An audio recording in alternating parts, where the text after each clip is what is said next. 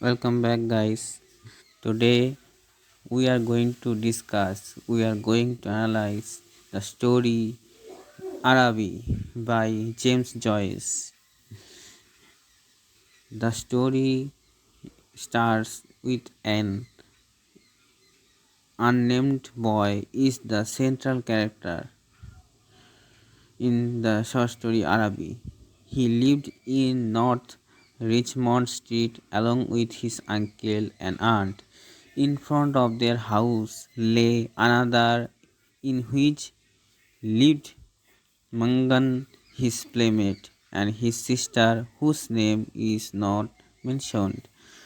During the short days of winter, the boys played in the street till their bodies glowed. At evening, Mangan's sister came out on the doorsteps to call her brother in to his tea. The boy followed his friend and stood by the railings looking at her. Her dress swung as she moved her body, and the soft rope of her hair tossed from side to side. Every morning he lay on the floor in the front parlor, looking at her door through a slight opening of the window, keeping himself unseen. When she came out on the doorstep, his heart leapt up in joy. He ran to the hall, seized his books, and followed her. He kept her brown figure always in front of his eye, and when they came near the point where their ways diverged, the boy quickened his pace and passed her. He had no occasion to speak to her, yet her name was like a summons to all his foolish blood. He bore her image to places most hostile to romance. On Saturday nights he had to go to market with his aunt, walking through glaring streets, pushed by drunken men and bargaining women, with ears open to the curses of labourers. The shrill cries of shop boys and the nasal singing of patriotic songs and ballads describing the woes of Ireland. All the noises made together to produce a single unpleasant sensation of life, and he imagined that he bore his calic safely through a throng of foes. Her name sprang to his lips at moments of strange prayers and praises which he did not understand. His eyes were often full of tears he could not explain. At times, a flood of emotion seemed to pour out from his heart into his bosom. He did not know whether he would ever talk to her. He was also doubtful if he could tell her his adoration in his confused state, but his body was like a harp, and her words and gestures were like fingers running upon the wires. One day, one rainy evening, the boy had a strange experience. He went to the back drawing room, plunged in darkness and silence. Suddenly, it seemed to him that his five senses wanted to veil themselves, feeling that he was about to slip from them. He pressed the palms of his hands together until they trembled. He also uttered softly many times, "O my love, O my beloved." At last she spoke to him. She asked whether he would go to Araby, for it would be a splendid bazaar. She was sorry she could not go there on account of a retreat to be observed that week in her school. The boy said if he went there, he would bring something for her. From that evening, he indulged in numerous follies that spoiled his waking and sleeping hours. Schoolwork seemed to be irritating to him. He wanted to annihilate the intervening days. His master became angry for his neglect of studies. Her image stood between him and his page whenever he stooped to read.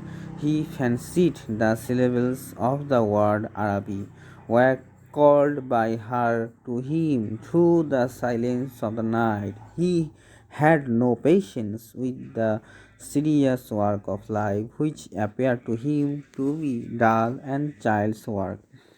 He announced he would go to Araby on Saturday night, though his uncle gave him permission. He was quite late in coming home. At first, he tried to dissuade him from going there, but at his aunt's intervention, he had to relent. The boy got a florin, boarded a train, and reached the fair ground when it was 10 minutes to 10.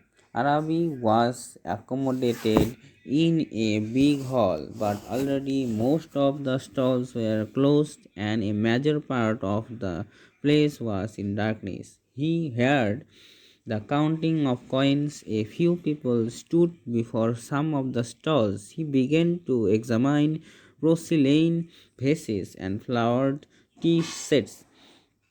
A young lady asked if he wanted to buy anything. Her tone was far from encouraging. A pair of great jars stood like stone guards at either side of the entrance. They would be magnificent gifts to her, but the lady's tone made him conscious of his monetary position, and he replied no. In answer to the lady's inquiry, the light were now off and the place was covered in darkness. Looking at it, he realized that it was his vanity that brought him here and made him a laughing stock. His eyes burned with pain for his humiliation and anger for his helplessness and dependent position. Araby by James Joyce from Dubliners. It was published in 1894, May 19. James Joyce was a modern and Irish novelist. If we say about his characterize, he had lack of efficiency. James Joyce's father had the artist's temperament but not the artist's industry. James immortalized this character in his novel, A Portrait of the Artist as a Young Man, which he published after his mother's death. And by the way, it is the reflection of his own life. James has no attraction on religion, stood aloof from the Irish nationalist movement. His intellectual power has been shown with an article on Ibsen's play When We Dead Auken, published in Fortnightly Review. We can find his bravery in a pamphlet of James Joyce, The Day of the Rebellion, when he attacked W.B. Yeats and Lady Gregory for their failure to influence young Irish dramatists. Dubliners' stories of the James Joyce represents the repression, inertia, and conformity of his native city in the manner of his epiphanies. Ezra Pound, an American poet, helped Joyce in publishing a portrait as a young man in the Egoist in book form in 1916. If we say about his unsuccessful work, Exiles on the stage 1918, it was become unsuccessful. Ulysses by James Joyce, published with the help of Sylvia Beach in 1922, and Chamber Music Book of Verse by Joyce, first published as a work in 1907. And second, he published Dubliners 1914. Third, published A Portrait Young Man 1916. Fourth, he published Exiles 1918. And fifth, he published Ulysses 1922, followed the design of Homer's Odyssey in theme and image. Michael Thorpe writes about Ulysses, a revolutionary book of stream of consciousness. Thank you everyone for listening this video.